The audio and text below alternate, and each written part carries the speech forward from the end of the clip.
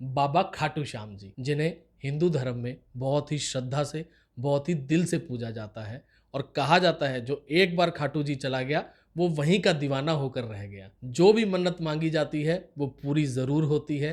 तो चलिए जानते हैं कौन है खाटू श्याम जी, क्यों होती है हर मन्नत पूरी और क्यों इन्हें कृष्ण भगवान के अवतार में पूजा जाता है। असलियत में खाटू श्याम जी महाभारत के समय के एक पात्र बर्बरीक हैं, जो पांडव भीम के पोते और घटोत्कच के पुत्र हैं।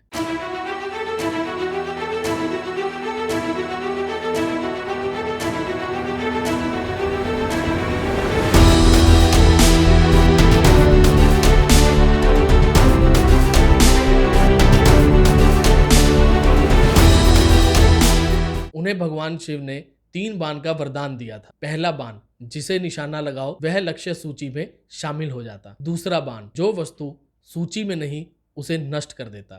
तीसरा बाण सब कुछ नष्ट करने के बाद वापस आ जाता। इसलिए बर्बरीक अकेले ही पूरी की पूरी सेना को नष्ट कर सकते थे और उनका नाम पड़ा 3 बाणधारी। महाभारत का युद्ध शुरू होने ही वाला था और बर्बरीक उस वक्त वहां पहुंचे और उन्होंने प्रतिज्ञा ली कि जो भी पक्ष हार रहा होगा मैं उसका साथ दूंगा।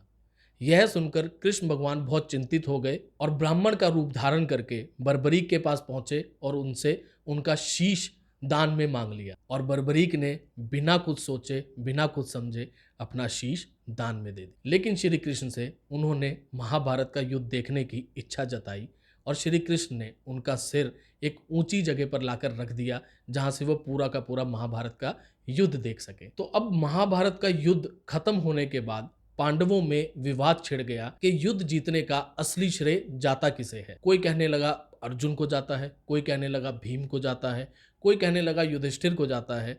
तो आपस में यह विवाद चलता रहा। तब भगवान श्री कृष्ण जी ने कहा कि बर्बरीक एक ऐसे अकेले इंसान है जो पूरे के पूरे युद्ध के साक्षी हैं। तो चलिए उनके शीश से पूछते हैं कि असली जीत का श्रेय जाता किसे है। तो जब पांडवों ने जाकर बर्बरीक के शीश से पूछा तो उत्तर सुनकर सभी के सभी दंग रह गए और उनका उत्तर था कि असली श्रेय जाता है श्री कृष्ण को, क्योंकि उन्होंने अपनी आंखों से यह चीज देखी थी कि पूरे के पूरे युद्ध में श्री कृष्ण का सुदर्शन चक्र सभी शत्रुओं का नाश करता रहा। तब श्री कृष्ण प्रसन्न हुए और उन्हें वरदान दिया कि कलयुग में तुम्हारी पूजा मेरे अवतार में होगी, तुम हारे हुए का सहारा बनोगे। इसीलिए खाटू श्याम जी को कहा जाता है हारे का सहारा। तो जब भी आप जीवन में थक जाएं तन मन या फिर धन से, एक बार खाटू श्याम जी को याद जरूर करके देखिएगा, एक बार खाटू जाकर जरूर देखिएगा। आपकी जिंदगी में जो परिवर्तन आएगा